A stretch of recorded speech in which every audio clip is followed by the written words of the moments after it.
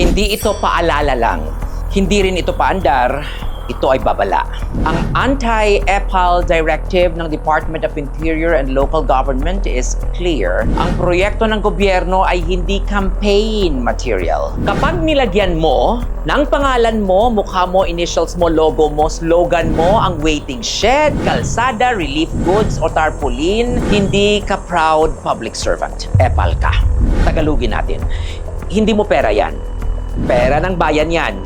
At ang serbisyo, trabaho mo yan, hindi pabor.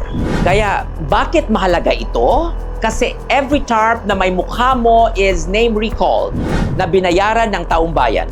Free advertising, unfair advantage, at sa batas, maling-mali. At huwag mong isipin na walang kapalit. Kapag hindi ka sumunod, administrative case laban sa'yo. Suspension or dismissal from service, disallowance ng commission on audit, ibabalik mo ang ginastos.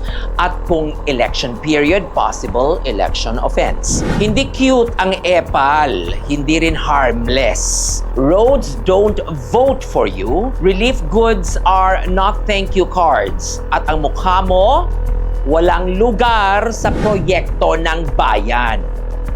Kung gusto mong mangampanya, gamitin mo ang sarili mong pera, hindi ang pera ng sambayanan. Simple lang yan.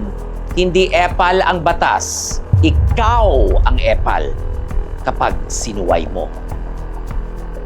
Another day, another Regal POV.